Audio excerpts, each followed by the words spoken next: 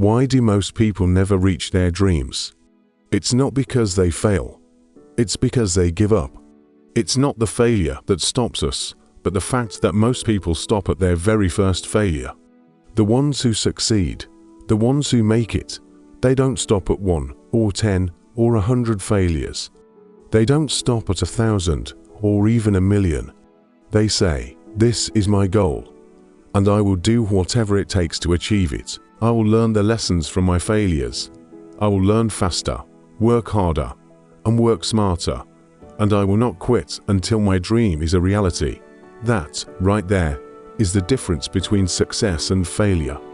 Failure is a massive part of being able to be successful. You have to get comfortable with failure. In fact, you have to seek it out. Why? Because failure is where all the lessons are. Think about it like going to the gym. When you work out, you are intentionally seeking failure.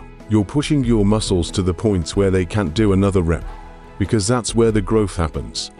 That's where adaptation occurs. Successful people fail a lot.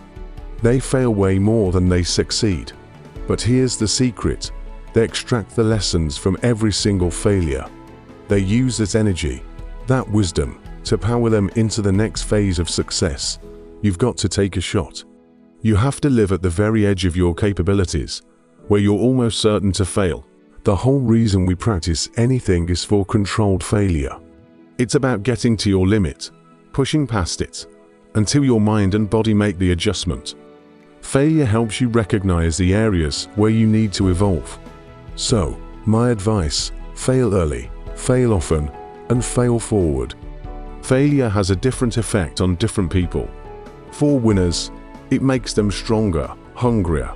For most people, it makes them feel worthless and they give up. Winners don't enjoy failing, but they would never, ever let it stop them. The next time you encounter failure, remember this: every great invention, every masterpiece, every incredible achievement on this planet is here because its creator learned what worked. But they learned even more from what did not work. Think back to when we were kids. We didn't stop at failure. When you learned to ride a bike, did you quit after the first fall? No, it was failure after failure. You got knocked down time and time again, but you got back up, you pushed forward, and you achieved your goal. But then, we get older, and most of us, we get weak. We get too soft to get back on the bike. We start making excuses, like, "Oh, it must not be for me." No, that's not it. You're just being soft. You're just being lazy. Tell yourself the truth. Get back on that bike. Learn why you fell. And make sure you don't fall that same way again. Make sure you are stronger for having the lesson. It's always a little frustrating when I see people with such a negative relationship with failure. Remember the mantra: fail early, fail often, fail forward. You are here, watching this, right now at this moment, because tomorrow you want to be somebody greater than the person you are today. You see yourself succeeding. You have a vision. You have a dream. Let me tell you, congratulations. You are already 10 steps ahead of 95% of the world, just by having that vision. Imagine if Michael Jordan was scared of missing. He would have never taken a single shot. If Steve Jobs was afraid of people not liking his product, there would be no iPhone in your hand today. So ask yourself this question: do you want to be a person who fears failure, or a person who loves success? You have to pick one today. One path leads to failure, the other leads to success. And if you truly love success, nothing can stop you. All those negative things people say will mean nothing. They'll talk about how only 1% make it to the top. But think about it. Only 1% stick with that fitness program long enough to see results. Only 1% of gamers stick with a video game enough to get truly good. Only 1% of relationships stick it out to the very end. That doesn't mean you have a 1% chance. It just means you cannot behave like the other 99%.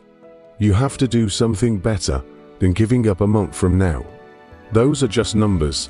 Take a look around you. Are you like 99% of the people you see? If you are, then you're in the wrong place. You have to love success more than you fear failure. That love is what allows you to get up and go for it. Being scared to fail won't do anything for you. In fact, when you truly love success and you start going for it, you're going to fail. You might fail 10 times, 100 times, maybe even 1,000 times.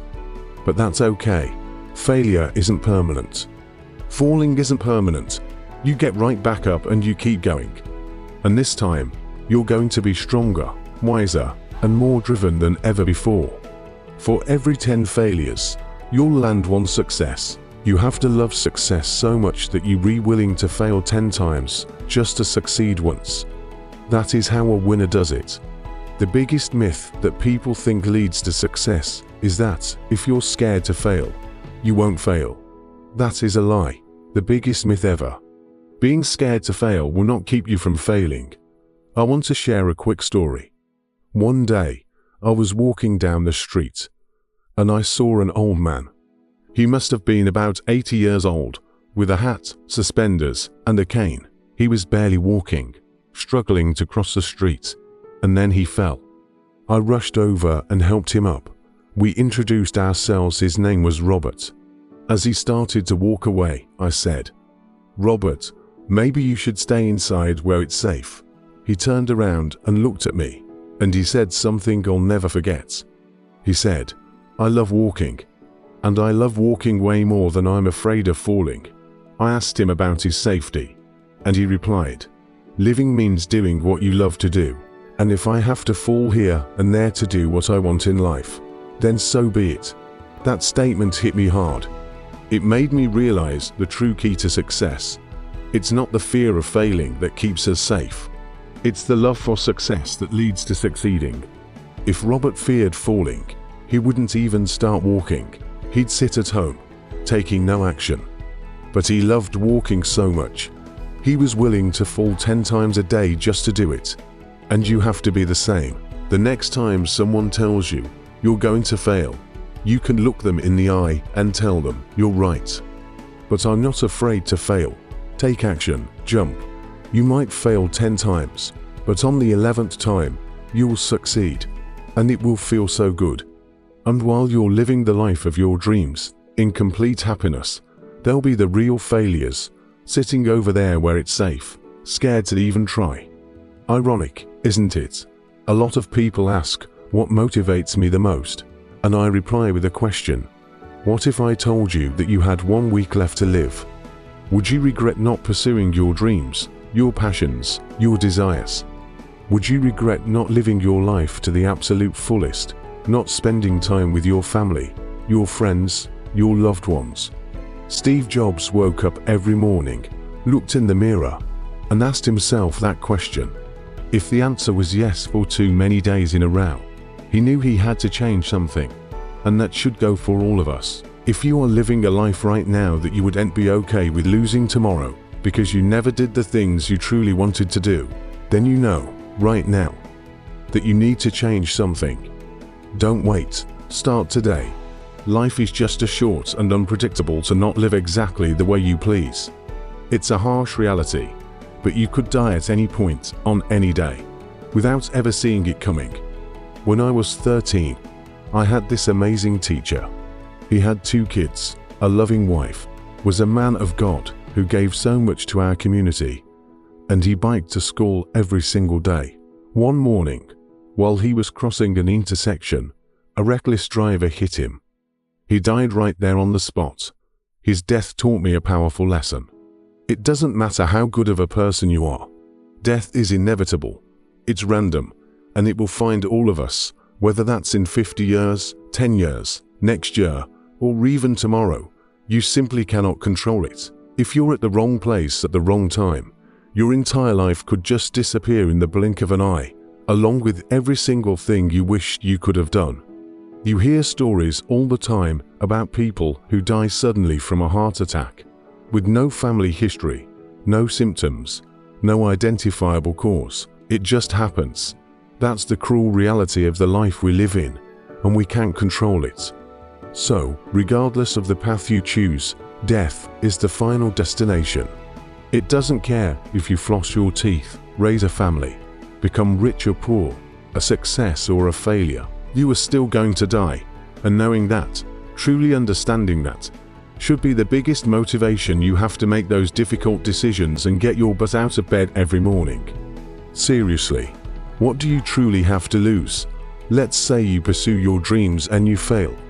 Okay, you might be financially unstable for a bit. You'll definitely experience some stress, but even if you fail spectacularly, you'll probably just end up right back where you started. So again, what do you really have to lose? Some of you right now are thinking about starting a business. You're dreaming of becoming a doctor, an engineer, a firefighter, or a professional athlete. But you won't do it. You won't even try because you're afraid to fail. You let fear dictate your actions. You're scared of what your family or friends will think. But what truly matters is you. You have a gift. You have a talent that can make your life and the lives of others better. But sometimes, the only way to unlock that gift is to take a risk, to take a leap of faith. Otherwise, society is perfectly happy to accept you as a 9-to-5 slave, working just to pay rent and living only for the weekend. And that is the absolute worst way to live. If you don't jump, if you don't pursue your gift, you will live a life full of regret, and your dreams will die with you. From first-hand experience, I can tell you, I am so pissed off at myself for the things I haven't done, the opportunities I turned down, the chances I didn't take, all because I was afraid, or I was worried about what other people might think of me.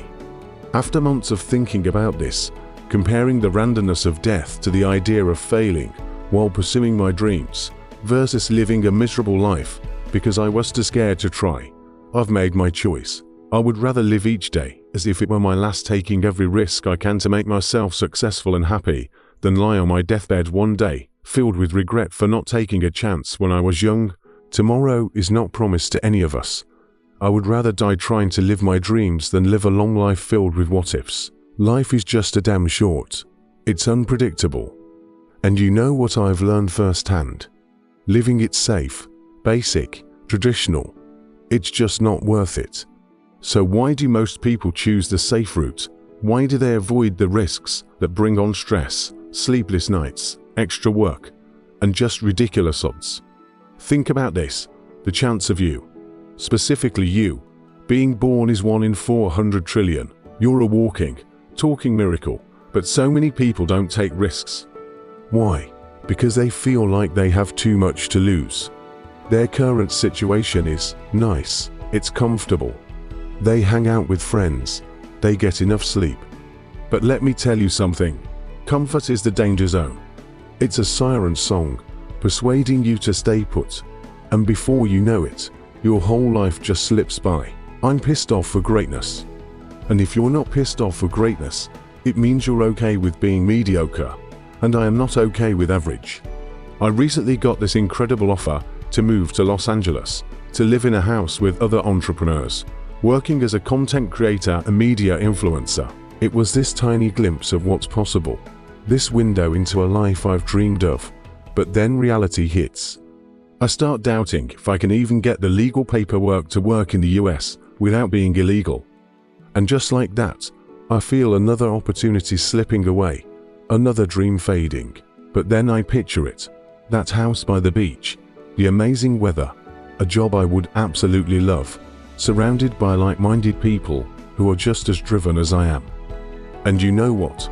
Hell yeah, I would rather die chasing that dream relentlessly than play it safe, trapped in my comfort zone, forever wondering what could have been. These videos, in a way, are therapy for me, and I hope, maybe, they can influence some of you too. Now look, education is extremely important. Knowledge is power. You should always have a backup plan and consider what might go wrong. Every single one of my role models enforces that. Education will always be there for you, whether you're 20, 25, 40, or whatever. But right now, right here, I have this amazing idea. I have a vision, a passion, and a drive that's at its peak. This is my time to capitalize on it. If I don't pursue it now, I'm just throwing it all away.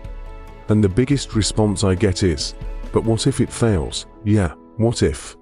But that's the entire point of high-risk entrepreneurship. What if I get hit by a car tomorrow? What if I lose my wallet? What if ... this succeeds? It's so easy to be negative and close-minded. But it's even easier to be optimistic and open-minded. Surround yourself with positivity and good vibes. The effect it has on you is tremendous. Starting a business doesn't require a diploma.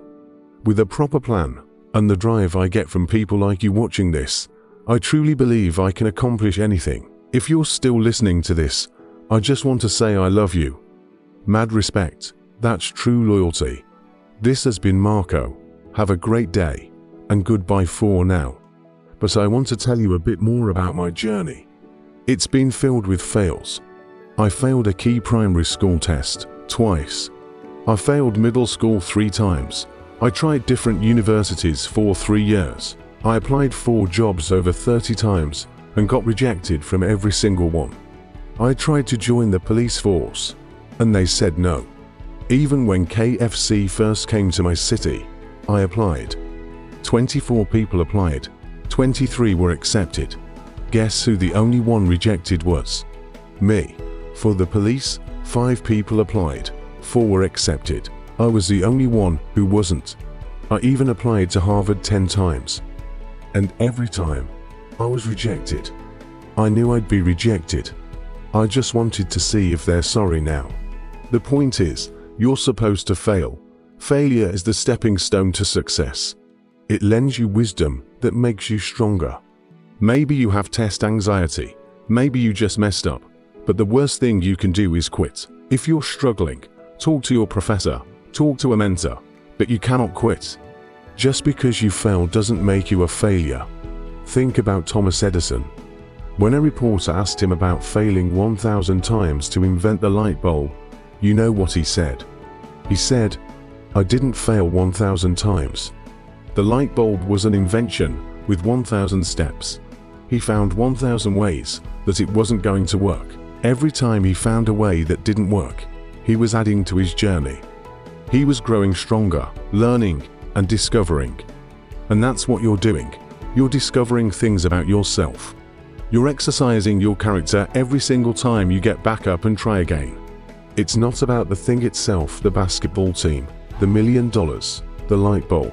It's about what you learned. It's about who you become along the way. The journey is hard. It's riddled with failure. That's why most people don't even start. They're too afraid to fail. But if you failed, I want to say congratulations. It's the greatest thing that could happen because it shows you're alive. It shows you did something. It shows you're growing stronger. So now, go out there and fail again. I hope you fail 1,000 times. Keep going and keep failing, because every single failure means you're doing something. It means you're in the game, and you're moving forward. So many of us are terrified of making mistakes. We fear failure. We fear success. We even fear the unknown. It's like we're paralyzed before we even start. But think about what Winston Churchill said. Courage is the ability to go from failure to failure without losing enthusiasm. That's the key right there. Courage isn't about never falling. It's about getting back up every single time with that same fire in your belly and holding on to your dream. I heard a story about a guy in Los Angeles. He took the bar exam 48 times before he finally passed. 48 times. Can you imagine? He had every reason to quit. His son already had a successful law firm. He could have just taken an easy job as an assistant, but instead, he faced ridicule. People laughed at him, made him a total laughingstock. It's a strange part of human nature, isn't it? People almost enjoy seeing others fail. That's why those dramatic talk shows are so popular. They magnify misery and make us feel better about our own lives. But this man, he made a decision. He decided, I don't care how many times I fail. I'm going to see this through. I don't care what anyone says or thinks about me. This is my goal, and pursuing it gives my life meaning. That's the mindset of a champion. It's about tuning out the noise and listening to that voice inside you. So after every defeat, after every setback, when life knocks you down flat, just try to land on your back. Because as long as you can look up, you can get up. A lot of people give up on their dreams because they fail once or twice. They see failure as a stop sign, a final judgment. But that's not how it works. You will fail your way to success. Did you know that 8 out of every 10 millionaires have been bankrupt at some point? They failed, sometimes spectacularly, but they kept going. It doesn't matter how many times you fall down. It doesn't matter if people tell you you can't do it. It doesn't matter if you have no money in your pocket. What matters is that you keep getting up. There is this huge misunderstanding about success that I think is one of the greatest tragedies of our time.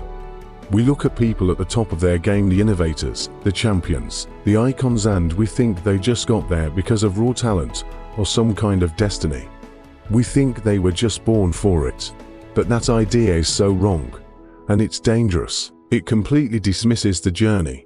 It throws out the struggle, the grind, the scratching and clawing they had to do to get to the top of that mountain. It minimizes the most important part of their story. In the real world, you're never entitled to a result. You don't just show up and get a trophy. Victory is a product of the fight. It's earned in the trenches, when no one is watching. The biggest favor you can do for yourself, as you navigate the inevitable ups and downs of life, is to understand that you're going through the exact same thing every successful person has gone through. Every champion, every innovator, every person you admire has faced struggle. And that struggle, it's beautiful. It's not something to be ashamed of or to run from. It's a sign. It's proof that you are in the middle of the very process that separates the great from the average. It's the most necessary and important step, because 99% of people can't see past it. The world looks at struggle and sees a reason to pack up and go home. They see a reason to be intimidated, to quit, to say it wasn't meant to be. But the best, the top 1%, they look at it differently. They see an opportunity. Think about it. You can't get physically fit without the blood, sweat, and tears at the gym.